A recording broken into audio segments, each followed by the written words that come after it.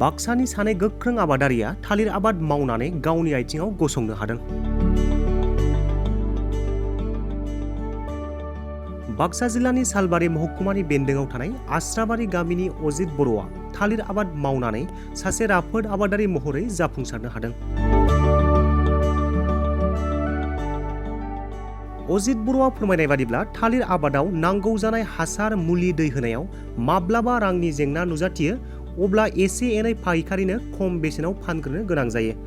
500 रांनि दांसे थालिर फिथाइखौ 250 एबा 300 राङावनो फानहरनो गोनां जायो होननानै फोरमायदों आरो बे फिथाइखौ जुदि गाव फानहैयोब्ला बोथोर दं फागुन सैथ्र दानाव दांसेयावनो 500 एबा 550 रां मोननो हागोन होननानै फोरमायदों।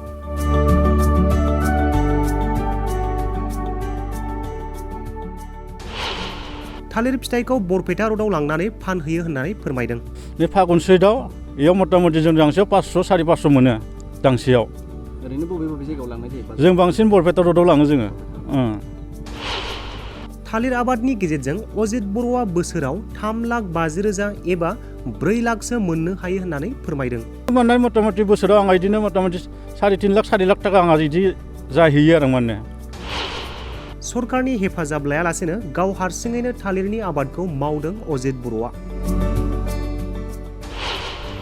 बिथाङा दिन्थिनो हाबाय गावनि आथिङाव माबोरैहाय गसंथानो हायो, बेनि मोनसे बिदिन्थि।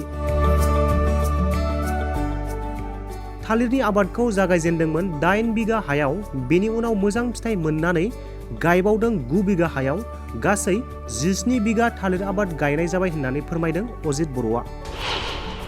बेराफारसेथिं जेंग्रेंफारा गामिनि जतिन बसुमतारियाबो 5 बिगानि थालिर आबाद मावनायाव मुखुब जानानै दं।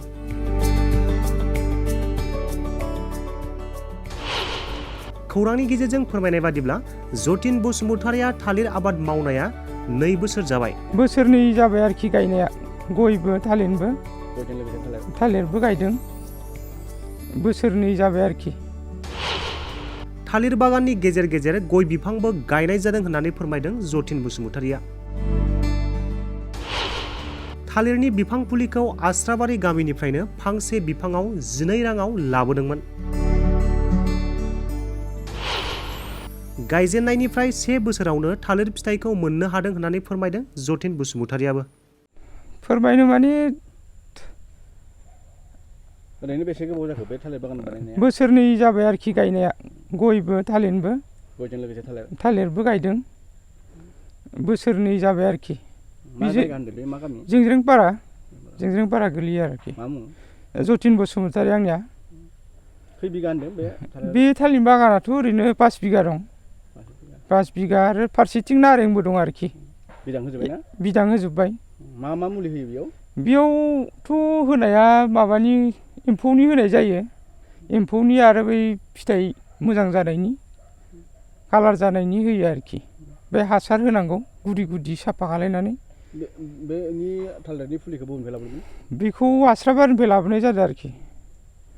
बेखौ फुलिनि दामा 12 थाखा गोलैदों आरोखि फांसेयाव। खै बोसोर जाखो बे टटेल गासै? बोसोरनै जाबाय आरोखि। बोसोरनैजों बिदां होदों ना? बोसोरसेयावनो मोनदों बिदांखौ। जेनेबा बोसोरनै जासिगोन आरोखि नै फाननाया। फानखांबाय आरो ना? फानबाय दं दाबो। माबायदि मोनदों लाबखौ? लाबाथ' ओरैनो मोजाङानो। न'खर सलायनो हायो आरोखि। मा आबाद मावो ओरैनो? आबादाथ' जेबो गैया, बे नारेंआनो दं, बै गय दं, बै थालिर, बेखिनियानो आरोखि। आं बिदिनो थालिर खेथि मावनाया 10 बोसोर रानिं जाबाय मावनाया। गामिया आंनि आस्राबारियाव 10 बोसोर जाफैबाय आङो। आंनि मेन गुबै गामिया जाबायमोन सनबारियाव। दैमा खुरखा जानानै फैदों आं, बेनिफ्राय बेयाव बिगानै हा बायना थाफैनानै बिदिनो हा एसे एनै लायै माने बिदिनो आङो थालिर आबाद मावफैदोंमोन। फार्स्टआव मावफैदों आं 5 बिगा मावग्रोनानै एसे मोजां लाब जानाय बायदि मोनदों। मोननानै दा बिदिनो माने बारायै बिदिनो मथा-मथि आं बिदिनो 16-17 बिगा जाना दं दा थालिर आबादा। गोदानैबो गायदो। दा बे गोदानै गायनायखौ बबेनिफ्राय लाबोनाय जादों? बेखौ बेंगलनिफ्राय लाबोदोंमोन आं। बेखौ बेंगलनिफ्राय लाबोनानै बिदिनो दा 16 थाखा गोलैदोंमोन बेबो दरसेयाव। गावसोरनो होफैदोंमोन। होफैनाया एबारनिखौ, थांनाय आगोलनि माखासेखौ जों लायदोंमोन।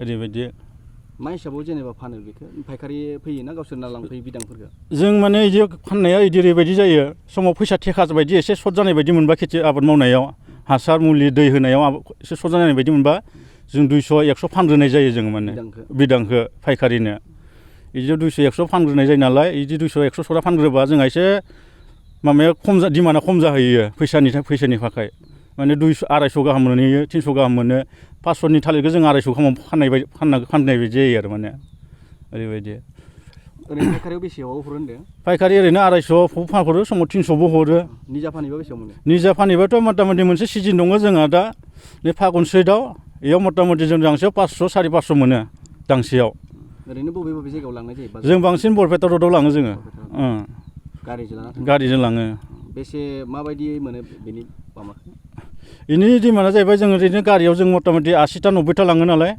80टा 90टा लांनायाव जों इदिनो 450 500 550 लागै मोनो मथा-मथि इदिनो 80टा 90टा लांबा मोननै जामोल बानायनाय जायो मोनसेयाव जाया अबेबा मोनसेखौ 550 मोनगोन अबेबा मोनसेखौ 450 मोनगोन 400 मोनगोन ओरैबायदि बोसोराव बेसेबांसो लाब बोसोराव इदिनो जों मथा-मथि टटेलै आं दा इदिनो मथा-मथि 3.5 लाख 4 लाख मिनिमाम मोनो आरो मथा-मथि इदि आरो बोसोराव आं बिथांमोनखौ खावलायनो नागिरोदि बिदिनो जेनेबा थांनांगौ गुबुन जायगायावबो जेनेबा नोंनाव आखायाव फैसा गैयाबा खेथि मावनोबाबो जाया आखायाव रांखौ नांग्रोगौ थांनानै जेनेबा रांफोरखौ खामायना लाबोनानै न'आव निजा हा गैयाबाबो बे गुबुननि हाफोरखौ एसे एनै लानानै मावबा जेनेबा गुबुन जायगायाव थांलायनाङा आरो गुबुन जायगानि फैसाया जायगायावनो दङ ओरै मोनसे आजिखालि साख्रि बाख्रिखौथ' मोननाया एसेबां माबा नंला दानिया हा हु थाबा माने साख्रिनिख्रुइ जों बांसिनसो बोरैबा मोनो होनजायो दा ओरैबायदि साख्रिनिख्रुइ जों बांसिनसो मोनो होनजायो दा बेबायदि आबाद मावनानैबो आंथ' दा नै बिदिबा थालिराव जि मोन्दों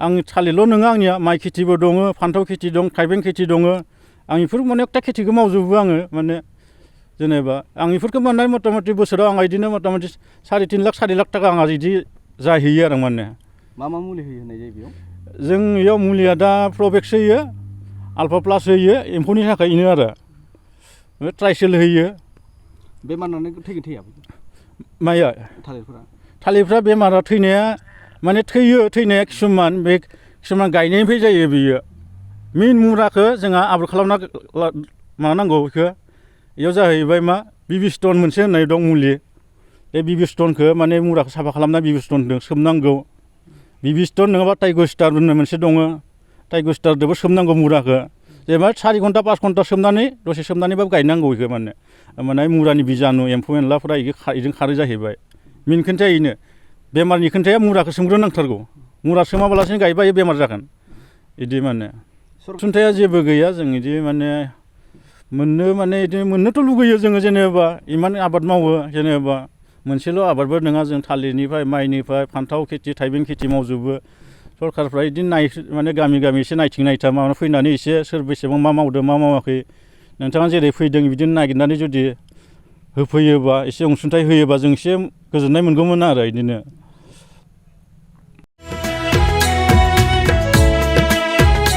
नोंथाङा गावनि फेभरेट श' नायनायाव स्ल' इन्टारनेट स्पिडनि थाखाय बानायफैबाय नामा? गोजोननि नोगोर क'क्राझाराव नोंथांमोननि थाखाय आर'नाइ टेक्न'लजिसआ लाबोदों high speed fibre optic broadband plans मात्र 399 रां पार मान्थआवनो नोंथांमोना आनइन्टाराप्टेड स्ट्रीमिंग गेमिं आपल'ड डाउनल'ड आरो ब्राउजिं खालामनो हागोन आबुङै मिथिनो थाखाय गाहायाव होनाय वेबसाइटआव नायनो हागोन आरो नैबे जामबुं नम्बराव जगाजग खालामनो हागोन जामबुं नङा जाबाय 8812989283 नङाब्ला 8099554827